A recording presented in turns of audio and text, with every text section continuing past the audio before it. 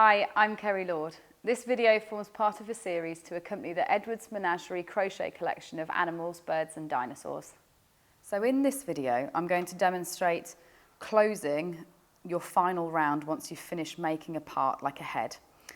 So this is a hippopotamus head, and like all the heads in Edwards Menagerie, you're starting at the back with your standard increase, you're working forward, and then you finish on a final round that you then have to gather to close.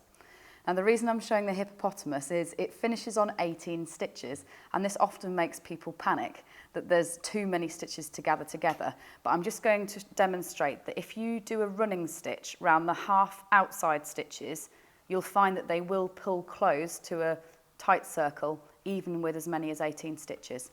So pop your stuffing in.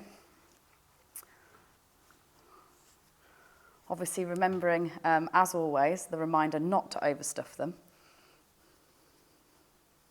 That said, with this hippo, I think you'd be surprised how much stuffing will go into that cavity.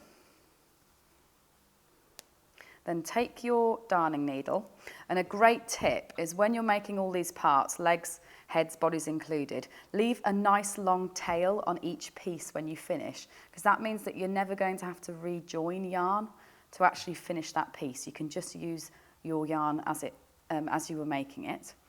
So take that thread and run a running stitch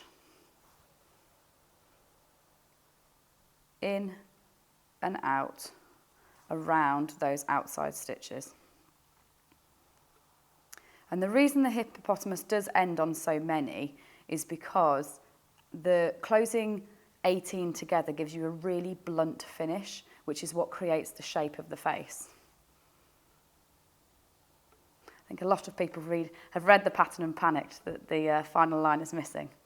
That said, if you are working in a yarn that isn't quite as flexible and fluid as TOFT yarn, this is Aran weight that I'm working in here, you might find it won't close in the same way. So you'd need to do a final round of decreasing and then do the same thing as we have here.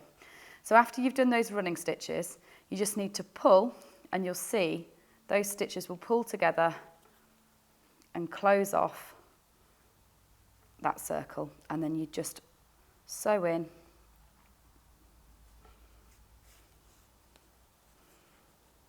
to secure that and finish it off. Sew through as normal.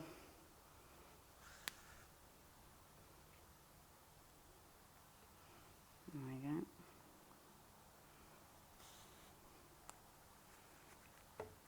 And that's your hippopotamus head finished off. Then if you're going to pop an ear on, a tip about ears, so a lot of the ears in Edwards Menagerie are this circle shape when you finish them, but in order to, when you sew them on, create the shape as seen in the picture, you just need to pinch them as so, and then sew that shape into position with one stitch. So pinch,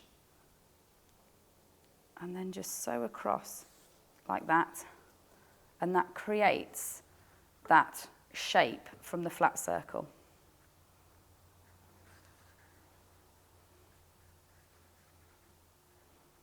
There we go.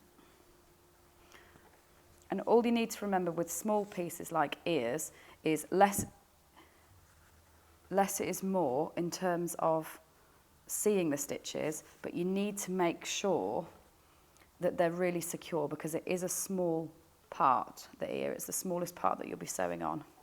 So just make sure that they are very securely attached to the head by sewing all the way around. There we go. And finish that off in the same way. I sew through the piece and then down and around a stitch. And then I just snip that off there. So the final thing to add would be an eye. And again, thread your black contrast yarn. And with an eye, on all the way that I've sewn all the eyes onto the animals is around 2 rows and 2 stitches. So you go in your fabric, and it's as simple as sewing a couple of times around that round. Do it in one piece between the two eyes. And if you're going to add nostrils to the animal that you're doing, you could do that in exactly the same way. Just keep your black thread as one piece, go back into your fabric and out where the nostrils will be. There we go. Then back through and snip that in exactly the same way as you would with the ones before.